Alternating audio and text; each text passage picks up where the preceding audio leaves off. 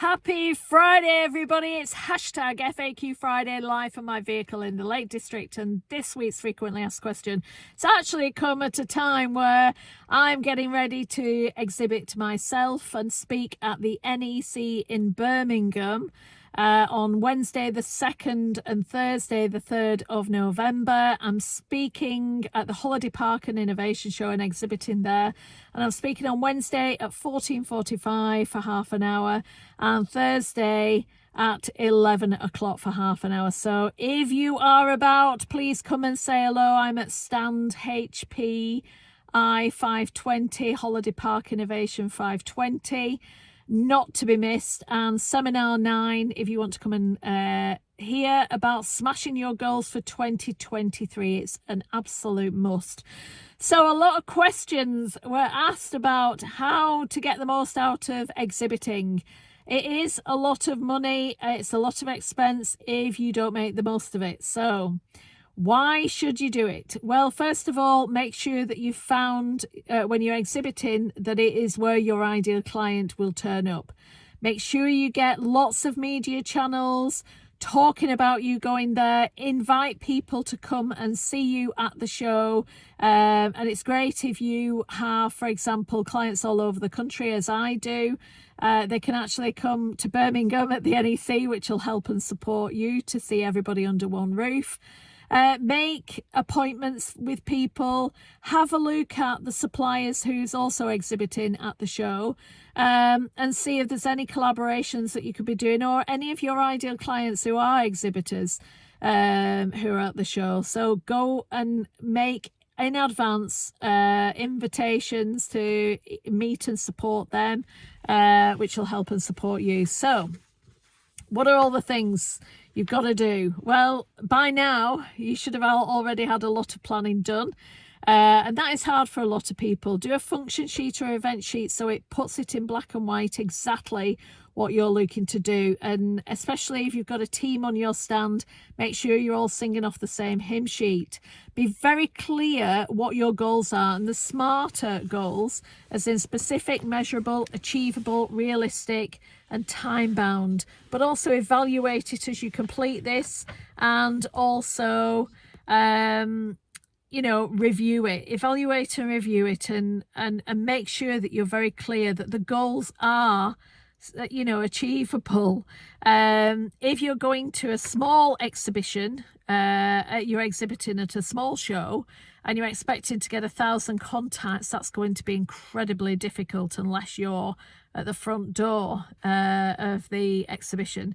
So really think about what are achievable goals and realistic, and then work with your team. Make sure you've got a team who knows how to sell.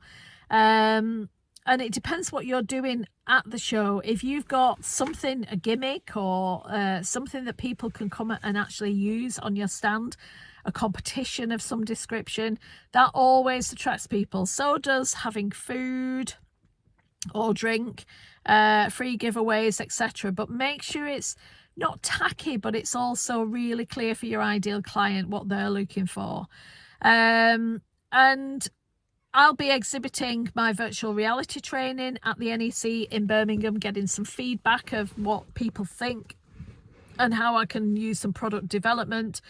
But also make sure you're very clear on how many contacts you want to achieve, and make sure the quality contacts. If they're not the decision maker, make sure that you've got the decision maker coming through the door.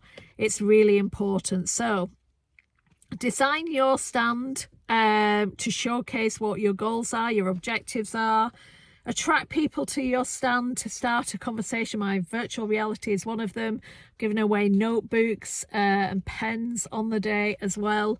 And it's really helpful because they can take notes, especially if they're coming watching me to speak at the Smashing Your Goals 2023.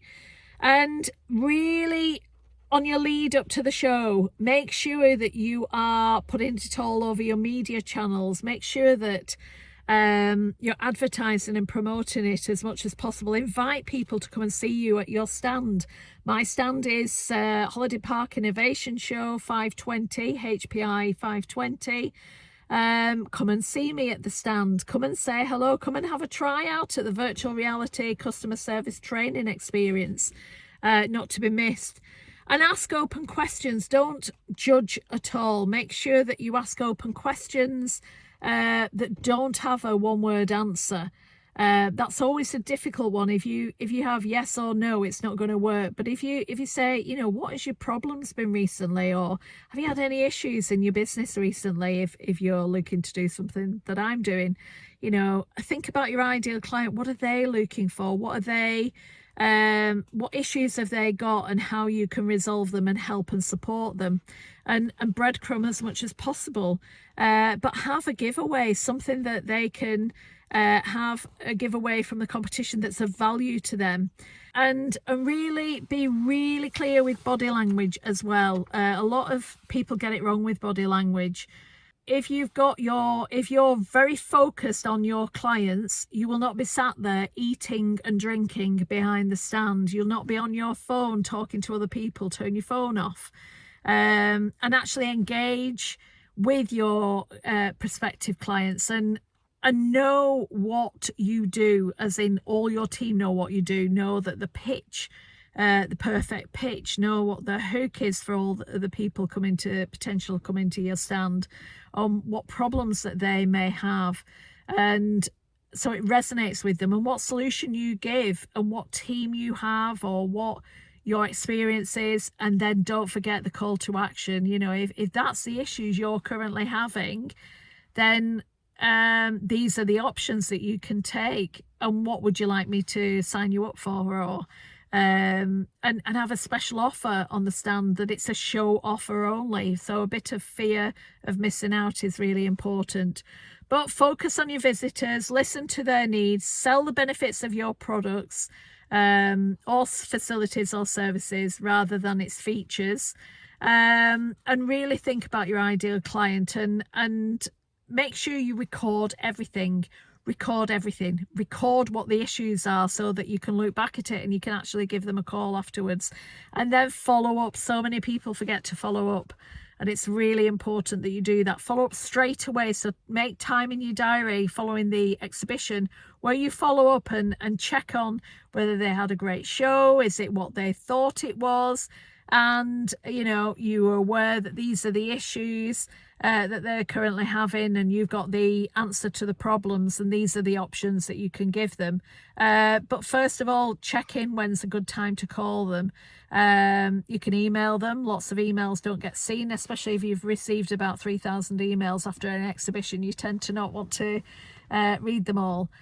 So really think about your guest journey, your customer journey, of how you can help and support them, and review your success along the way. Make sure you're constantly reviewing your success, and review things that you could do better at, and have a look at, you know, all the experience that you've had, and how could you improve it for the year after, if that's when you're exhibiting, or in 6 months, or whatever. Go and have a look who's exhibiting as well. You don't know who you could be collaborating, or who could be a contact for your ideal clients. So go and actually communicate, contact them in advance, see what you can do to help and support you to be the best you can be. In the next couple of weeks, I'll be getting Harris, who created my stand, on a showcase Sunday, hopefully.